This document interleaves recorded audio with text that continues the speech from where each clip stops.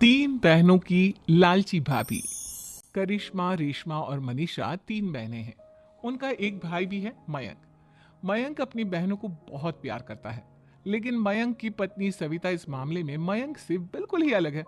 वो अपनी ननदों का जितना बुरा कर सकती है उतना बुरा करती ही रहती है और अपनी ननदों पर हुक्म भी चलाती है। करिश्मा, करिश्मा, तुमने अभी तक नाश्ता नहीं बनाया? तुम्हारे भैया को ऑफिस जाने में देर हो रही है। हाँ भाभी, बस अभी बनाती हूँ। करिश्मा, तुम ये ढीलापन छोड़ दो। कल को पराये घर जाना है। वहां अगर तुम इस तरह से काम करोगी तो लोग क्या कहेंगे कि माँ ने और भाभी ने कुछ सिखाया नहीं। और तुम्हारी दोनों बहनें कहाँ हैं? रेशमा मार्केट गई है और मनीषा सो रही है। क्या? सुबह के 8 बज रहे हैं और ये महारानी अभी भी सो रही है? ये कहते हुए सविता अपनी सास दुर्गा देवी के पास जाती है। माँ जी, देख रही हो अपनी बेटियों के तौर तरीके? क्या हुआ बहू, सुबह सुबह क्या कर दिया मेरी बेटियों ने? अरे, एक तो अभी अभी उठकर किचन में गई है, दूसरी सुबह सुबह बाहर चली गई और तीसरी अभी तक सो रही है। क्या करूं मैं इन तीनों का? मैं तो परेशान हो गई हूँ। जाकर उठा उसे और रेशमा से मैं बात करती हूँ। सविता सीधा मनीषा के कमरे में जाती है और उससे कहती है, महारानी जल्दी उठो, सूरज सर पर आ गया है। भाभी थोड़ी देर और सोने दो ना, मैं रात को लेट सोई थी। वो क्या है ना, यूनिट टेस्ट चल रहे हैं। शराफत से उठती है या नहीं, या फिर पानी की भरी बाल्टी डालूं तेरे ऊपर? नहीं भाभी, मुझे बिस्तर में नहीं नहाना, उठती हूँ मैं। मनीषा जल्दी से उठकर बाथरूम में चली जाती है। सभी आराम से बैठकर नाश्ता कर रहे होते कि तभी रेशमा बाजार से हाथ में सामान लिए आ जाती है। रेशमा को देखते ही सविता उस पर बरस पड़ती है। लो, आ गई महारानी। ऐसा भी क्या सामान लाना था जो सुबह आंख मलते ही बाजार की तरफ रवाना हो गई? भाभी, कल आप ही तो चीख रही थी कि घर का सारा सामान मुझे ही लाना पड़ता है, घर में किसी को भी किसी काम से कोई लेना देना नहीं है। अब मैं बाजार जाकर सामान ले आई तो आपको इस बात से भी तकलीफ हो रही है? देख रही हो माँ जी, अपनी बेटी की जुबान कैंची से भी तेज चलती है। और मयंक, आप तो कुछ कहेंगे नहीं अपनी लाडली बहन को? रेशमा, अपनी भाभी से ऐसे बात नहीं करते। चलो माफी मांगो। भैया, मैं क्यों माफी मांगू? आप भाभी से बोलिए ना कि हम पर कम हुक्म चलाया करे। हम इस घर की बेटियां हैं और आपकी पत्नी की ननद है, नौकरानी नहीं। लो, कर लो बात। इनकी भलाई के लिए कुछ भी बोलो तो इन्हें बुरा लग जाता है। इस घर में यही इज्जत है मेरी।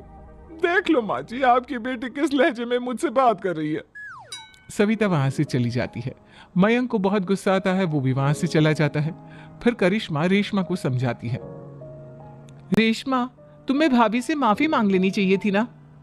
लेकिन दीदी, मैंने कुछ किया ही नहीं, तो मैं माफी क्यों मांगू? हाँ का रेशमा दीदी जैसे ही घर में आई, भाभी ही उन पर चिल्ला रही थी। हाँ, मैं मानती हूँ कि गलती भाभी की थी। मैं तो इसलिए बोल रही हूँ कि भाभी ने माँ को तो पूरी तरह अपने वश में कर लिया है। वो हमारी बात सुनती ही नहीं। मयंक भैया हमारे लिए हमेशा खड़े रहते हैं, इसलिए उनकी बात का मान तो तुम्हें रखना चाहिए था ना। कोई फायदा नहीं दीदी, कुछ दिनों की बात और है, भाभी उन्हें भी हमारे खिलाफ भड़का देंगी। फिर वो भी माँ की तरह हमारी किसी बात का विश्वास नहीं करेंगे।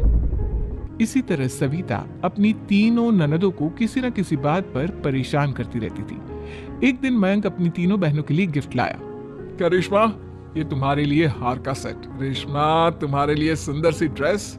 और मनीषा, तुम्हें किताबें पसंद है ना, तुम्हारे लिए किताबें लाया हूँ। थैंक यू भैया। थैंक यू भैया। थैंक यू भैया। करिश्मा, तुम्हारा नेकलेस कितना सुंदर है।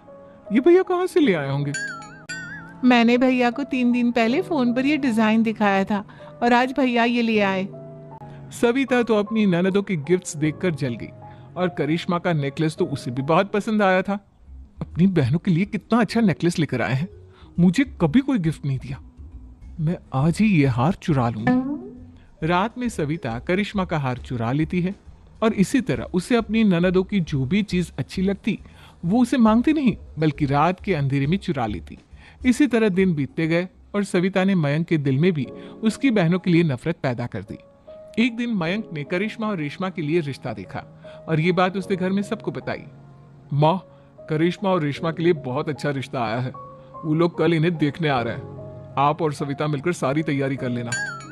ये सुनकर करिश्मा और रेशमा खुश हो जाती हैं, लेकिन सविता सोचती है, अगर इन दोनों बहनों की शादी हो गई तो घर और बाहर का काम कौन करेगा?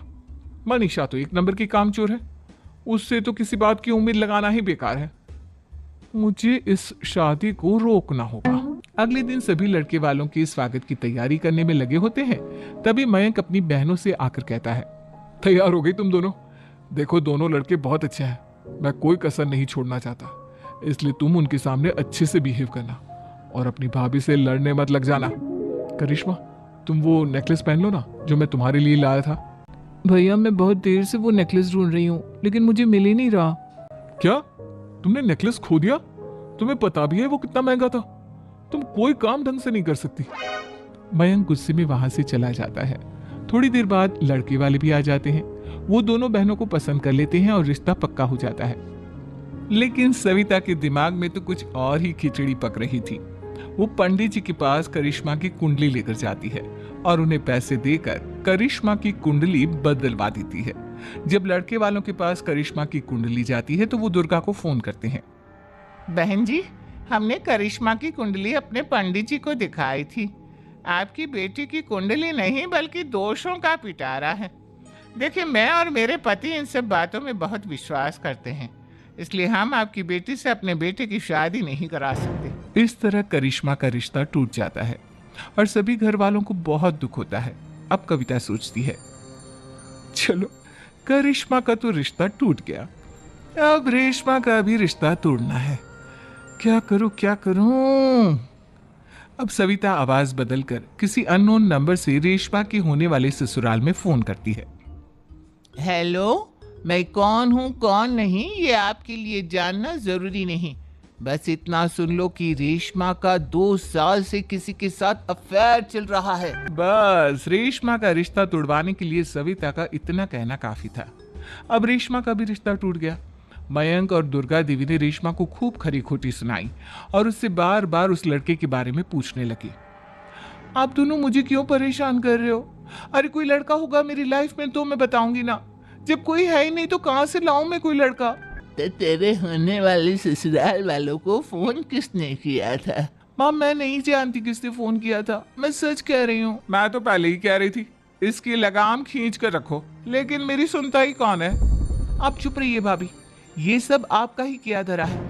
अब तीनों बहनों को विश्वास हो जाता है कि ये सब उनकी भाभी ही कर रही है। तीनों बहनें अपनी भाभी को सबक सिखाने के लिए एक वकील कर लेती है और घर में हिस्सा मांग।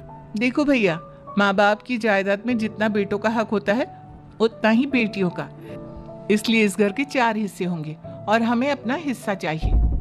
मैंने तुम्हारे लिए क्या क्या नहीं किया और तुम इस घर में हिस्सा मांग रही हो?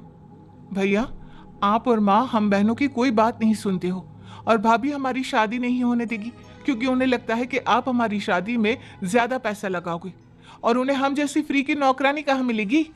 तो हम भाभी के साथ तो रह नहीं सकते, हम बहनों को अपना हिस्सा चाहिए। अरे तुम्हें शर्म आनी चाहिए अपनी भाभी पर ऐसा इल्जाम लगाते हुए।